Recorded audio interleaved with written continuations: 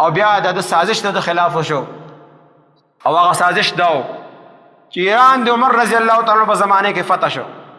اول ته کې مجوسیان پاتې کېدل، الته کې یو کسو غلامان نغلل، غلامانو کې یو غلام د مغیر ابن شعبه رضی الله تعالی عنہ په دای حصے کې راغی او دغه نوم ابو لولو فیروز مجوسی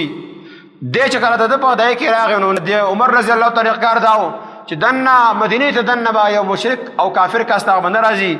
دوته وي د انتهایی خکسته چالاک کاسته د مصری د نجار دی خکار کې لہذا د کته دنه یاد ور تور کې مدینه د دې وجه نه غره او یاد ور ورکړه د چې کله دنه راغی نو خیال داو کو جو زله قتلوم نو خنجرو خنجر مسلسل بار بار په زهر کې زهر آلوده کو او عمر رضی الله تعالی طریقه کار داو چې سار ټیم کې براته وخت نه مسکو د سار وګدو د صورتونو به کې ویلو دغه د وجه وخت نه به شروع کو نو د مخ کې راغی او د میراب شاته پټ شو. عمر رضی الله تعالی عنہ تیارې کې مخه د جماعت ته او د سار بنګ مز لپاره قرات لپاره الله اکبر وی او د الله اکبر نه فورا بعد قرات لا شروع کړو نو د راغی د نوم لاندې شپږ گزارونه وکړل. عمر رضی الله تعالی عنہ ارتاو شو لیکن په هغه ټیم کې مسلمانانو مز نه مات کړي د نننۍ زمانه مسلمانانو بل مسلمان مخکې شو او هغه جماعت کو جماعت مز نه فارغ شلو بیا عمر رضی الله تعالی عنہ اوچت کو دا بولولو چې کله وته د لارې کې سوال له صحابه کرام نور په خنجر سره وویل چاهي کې و زخمیانو و چې کوم هغه شهیدان شلو اخر کې ځان چې کوم د خنجر سره وو خودکشي وکړه او مړ شو. عمر رضی الله تعالی عنہ بهوش هوش کې چې کله راغی ورنه تاسو سکی وی زما قاتل څوک دی خلق ودی چې کافر دی مسلمان نه دی شکر دی چې د مسلمان د لاسه کوم هغه زنه شهید ماته شهادت مرګ ملاو نشو بلکې کافر د لاسه ملاو شو او بیا د سار مزول سر نه ادا کو او پس یې غینا بیا زخمونو لپاره طبيبان ناتل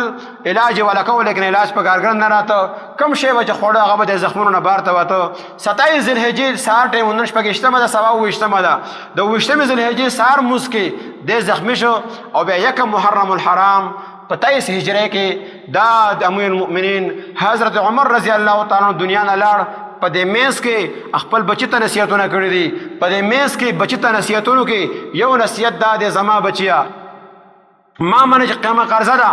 پاغي قرضې کې د زما دا کور به خرڅ کی او دا بادا کې 86000 دینار هغه ټیم کې به منه قرضه وا او هغه د مسلمانانو د پاره اغستی او مسلمانانو منه خرچه کړي وا هغه د غینه ادا کړی شلا. بیا وته بچیا دیم کار بدا کوي چې لاړ چې د عائشه صدیقه رضی الله تعالی عنها څنګه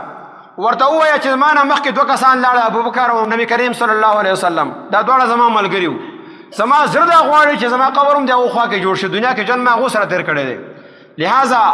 نبی علیه الصلاۃ والسلام بیبي ام المؤمنین عائشه صدیقه رضی الله تعالی عنها څنګه غراغه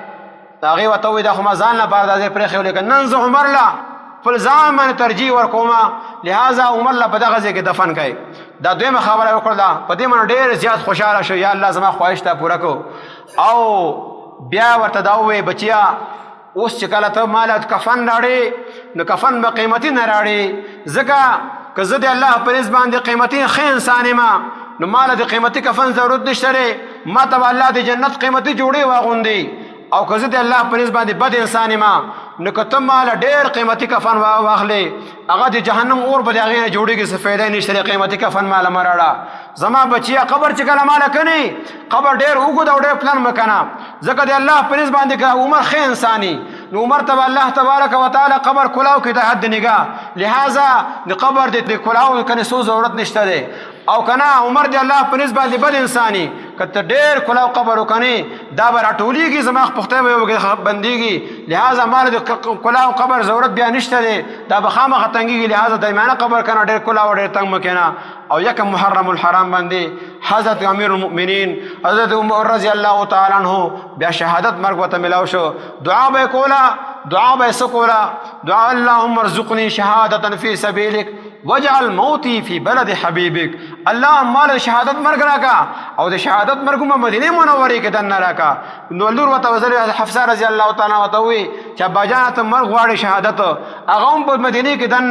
دا بسنګ کېږي دا خو د لپاره جهاد الله زیالته کې مرګ ملاويږي بیا که الله ته منظور زما دعا به قبول کړي دا شان د بوشي چنانچه هغه ابو لولو فیروز د لاسه مدینه منورې کې دننه وته شهادت مرګ ملاو شو او دا نبی علیه الصلاۃ والسلام مخکې فرمایلو مخکې ما ویل دي چې احد او سبیل غ باندې وراړو زبکړه عقیده احد ودرېګا پتا باندې لپاسه یو نبی دی یو صدیق دی دو شهیدان دي هغه دواړه شهیدان یو عثمان رضی الله تعالی عنہ مخکنی جمله دا بیان شوی دی ایو عمر رضی الله تعالی عنہ دا هغه شهیدو چې نبی علیه الصلاۃ والسلام مخکنه دوی پیشنګي کړی و او دا غین د رسول اسلام کې دنه مسلمانانو کې دنه روم فتنه جوړې ته دې پورې چې مسلمانان به ځان ته یهود لاس عثمان رضی الله تعالی عنہ بیا هغه شهید شو نو عمر رضی الله تعالی عنہ انتهایی ډېر زیات کارنامې دي اسلام د پاره او د نبی کریم صلی الله علیه وسلم خر دی دغه ابو لولو فیروز موجوسی چې کوم قبر دی په ایران کې نن دی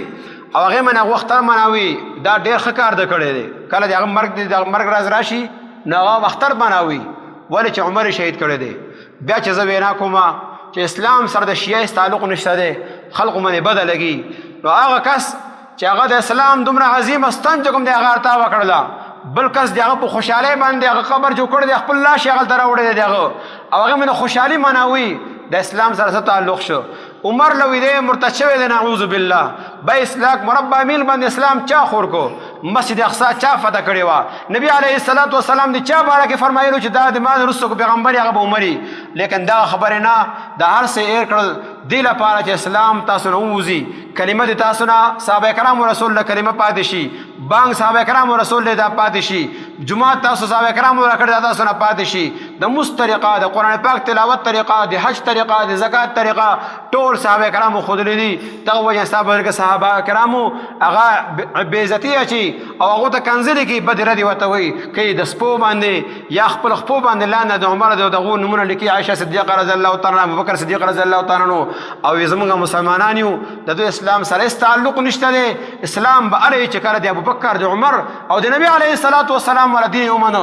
هغه کلمه ومنه هغه بانګ ومنه هغه موزي ومنه هغه جهاد ومنه هغه زکات ومنه هغه د زکات طریقه ومنه هغه قران پاک ومنه بیا مسلمانان دي کنه دا قران نه مني دغه اسلام نه مني دغه حج نه مني دغه زکات نه مني دغه طریقه د موز نه مني خپل طریقه د هغه منه موسکو او دغه کلمه نه مني دغه بانګ نه مني چې کوم مونږ ویو بیا اسلام کم یو د جهادو سره راغله دی الله دې داسې فتنو زموږ حفاظت وکړي او ما تاسو سبق کې جوړ کوم ځکه ته وایم چې استاد هم په قدر روانه خارون ته او دا علاقه هم خار جوړي کړه خلک را روان دي سباله په دغه علاقې کې اساس بچي به کته پاتې کراچۍ کې لاهور کې پنډه کې مانسری کې ټبات کې الته کې وساجد رښتیونه کې عقیده د زګه خیمه چې خپل عقیده حفاظت لازمي دي او د صحابه کرامو دفاع دا زما کار نه دی الله تبارک وتعالى سنت دي الله د صحابه کرامو دفاع کړی دا نبی علیه الصلاۃ والسلام د صحابه کرامو دفاع کړی دا فرشتي دفاع کړی دا صحابه کرامو دفاع کړی دا تابعین تبع تابعین مفسرین محدثین په هر کتاب کې دغه دفاع کړی شوی دا نن موږ دغه دفاع کو هر مسلمان باندې لازمي دی چې صحابه کرامو دفاع وکړي الله دې ما ته او تا د عمر رضی الله تعالی عنہ مين نصیب کړي او الله دې موږ دغه په شانته اسلام د لپاره خدمت کولو توفیق نصیب کړي واخر دعوانا الحمدلله رب العالمین